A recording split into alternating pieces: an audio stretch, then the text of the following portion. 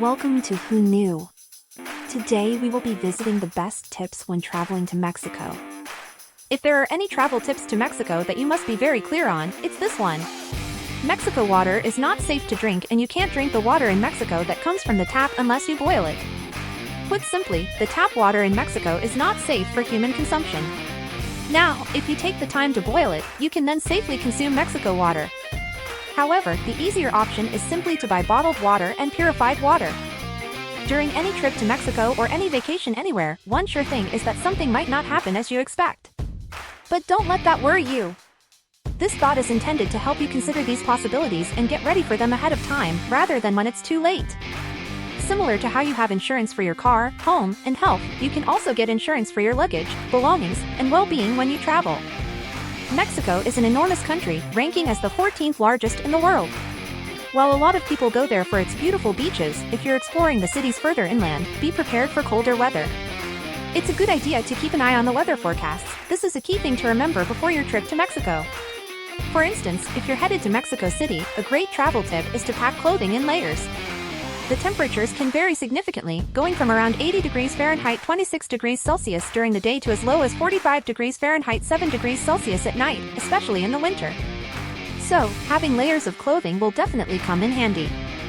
In lots of places around the world, you can easily use free Wi-Fi in places like parks, cafes, and public areas. However, Mexico is a bit different and hasn't fully caught up with that trend. The biggest mobile service provider in Mexico is called Telcel. If you want the best coverage across most of Mexico, getting a Telcel SIM card is a good idea. You can choose the amount of data you think you'll need and buy a SIM card accordingly. But here's an important tip: don't skip this step.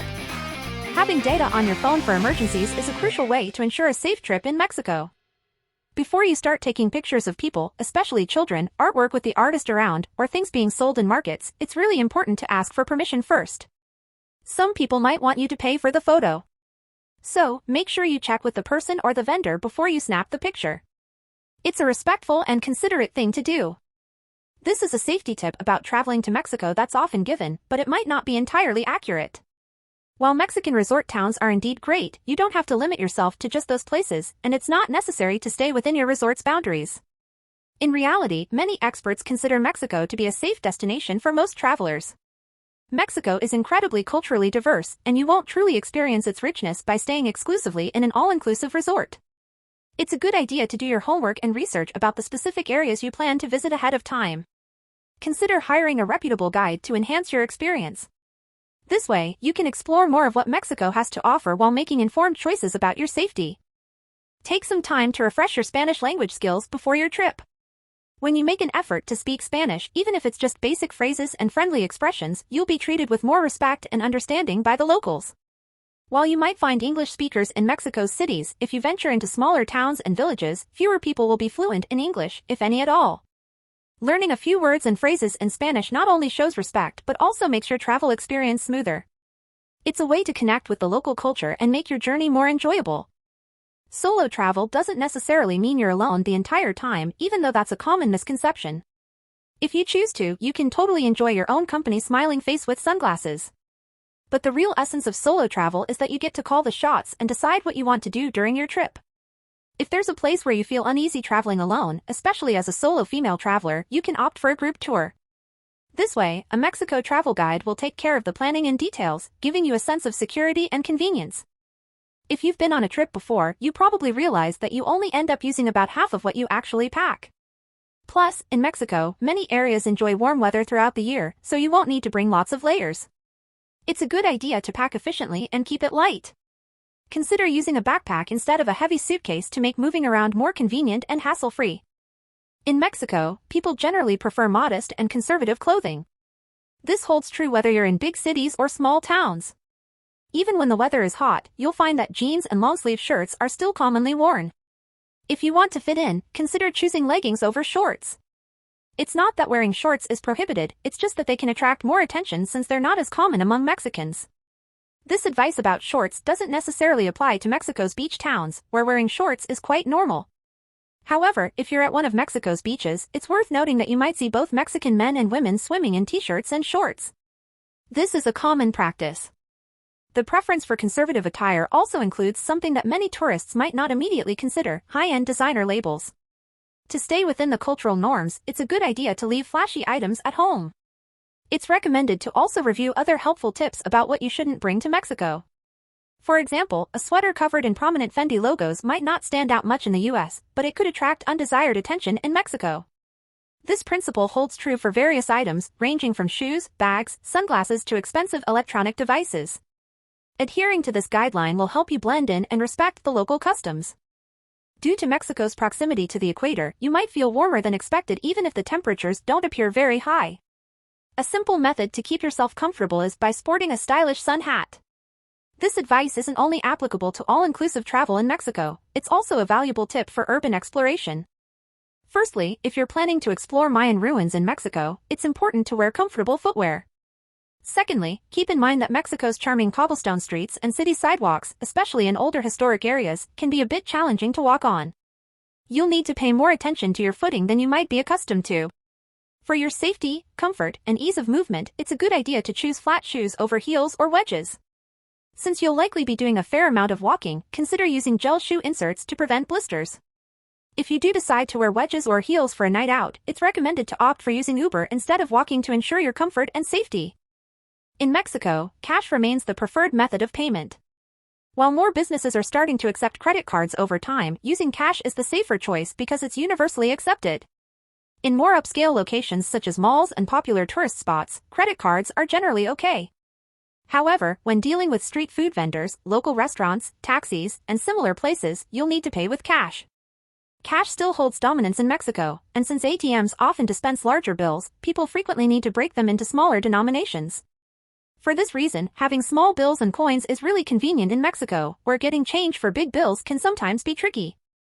While some places might take US dollars or euros, especially in cruise port cities with short-term visitors, be aware that their exchange rates are usually unfavorable. This is because they have to exchange the foreign currency back into pesos, and that cost is often passed on to you. For instance, the standard exchange rate is around 20 Mexican pesos per $1 US dollar. When paying in dollars, you might get a rate like 16 pesos per $1 US dollar, which is less favorable.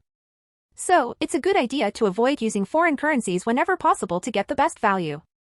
Feeling unsure about tipping practices in Mexico? Tipping is customary for various services in Mexico, such as servers, bartenders, Uber and taxi drivers, tour guides, and anyone providing a service. This applies whether you're tipping in Cancun, Mexico City, Cabo, Puerto Vallarta, at all-inclusive resorts, or anywhere else in Mexico. For more formal establishments like restaurants and salons, it's common to tip around 15 to 20% of the bill. For taquerias and street food vendors, a tip of around 10% is appropriate. While there can be debates about the exact amounts, it's always a good idea to tip generously for good service. Tipping procedures on cards in Mexico differ significantly from what you might be accustomed to in the US. This is an important aspect to be aware of when traveling to Mexico. When you use a card to pay, the tip is usually included before the transaction is processed. You need to specify the tip amount you'd like to leave. An easy way to handle this is by saying, "Más 20%, por favor," which translates to add 20%, please. Alternatively, you can request to add a specific amount rather than a percentage. For example, you'd say, "Más 100 pesos, por favor," which means add $100 pesos, please. This procedure ensures that the tip is included in the total amount charged to your card.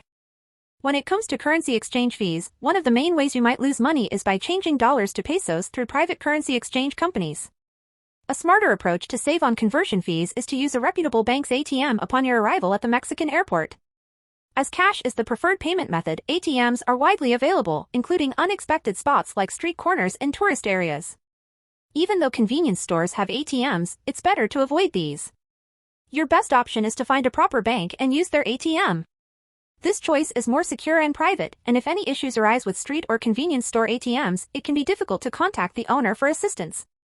Keep in mind that on paydays, usually the 15th and 30th of the month, you might encounter long lines of people at ATMs.